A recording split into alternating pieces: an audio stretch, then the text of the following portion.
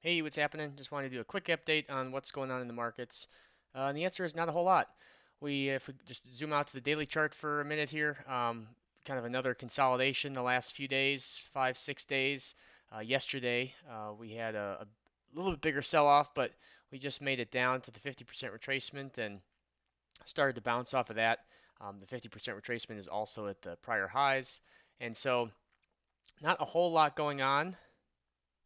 If we go to the 15-minute chart, we can see a little bit of movement, but really not a lot of follow through. Like we've had a lot of days where we've gapped down and then just kind of rallied into the close. And the days where like this was let's see, last beginning Monday, um, gap down, little bit of a rally, and then even with this bigger sell-off intraday, we rally into the close. Tuesday, Wednesday, this was yesterday, that V, that's hammer that you saw.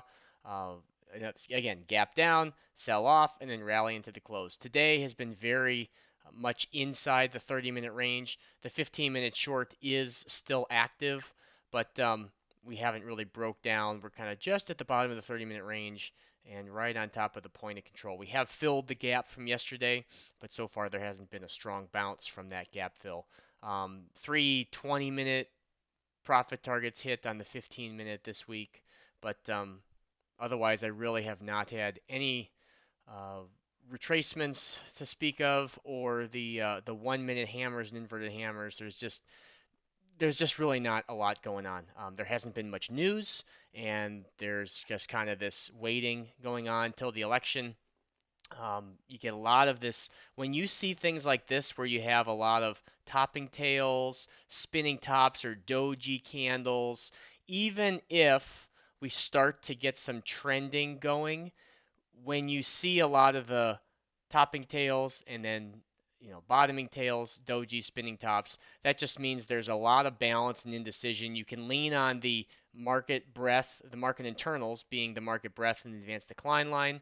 When those readings are 1 to 1 or near flat, there's just not a lot of intraday trading opportunities that will yield big profits. You can take setups, and you can find, like today, this little hammer, about it was an hour in.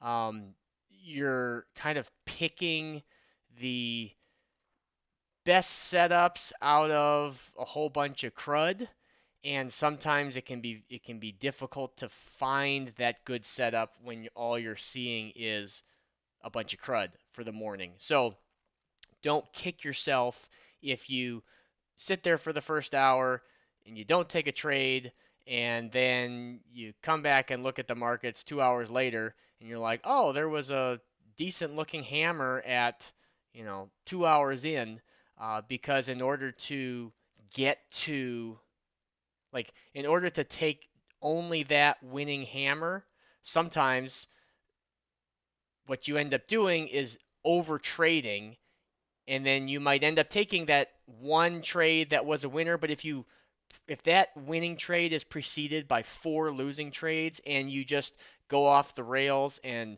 just start clicking all over your trade ladder and don't follow your prescribed trading rules and trading plan, then all you're doing is digging a hole, and then that winning trade comes along and you fill it back in. Or you don't even fill it all the way back in. You just dig a giant hole and then put a little bit of shovel of dirt in the bottom. So if you can get through these consolidation periods, or these periods where we have, 2, 3, 4 weeks of just kind of blah market conditions, the good times will come. And out of 12 months out of the year, even if a whole quarter, a whole 3 months of the year was slow, choppy, and blah, that still gives you 9 other months, 3 other quarters of good trading opportunities. So don't get derailed just by having a couple of slow weeks and thinking, oh, the market is going to crap.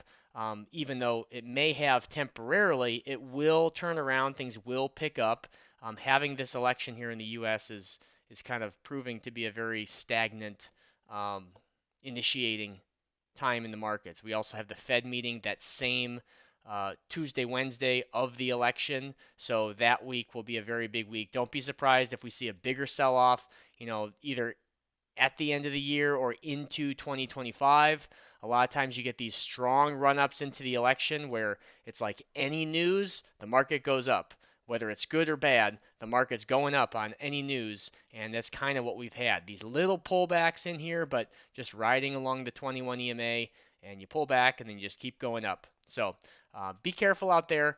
Don't dig yourself into a hole. Don't feel bad for only taking one or two trades on the day or not having any trades because if it's just like to use a hunting analogy. You spend so much time sitting in the tree stand or sitting in the bush, waiting, waiting, waiting, and if you can be patient, then you'll get your shot and you'll have a much better shot at getting your prize, if you will, having a winning trade if you can be in a rhythm and be patient. If you're just running around, making a bunch of noise, taking trades left and right, then you're not even going to be able to spot the good trades, and all the deer will be running away from you. So hope you have a good weekend and a good rest of your week. It's okay to take a Friday off if it's a slow week or you just not haven't been seeing anything. Better to come into the next week refreshed and recharged than digging yourself a hole into Friday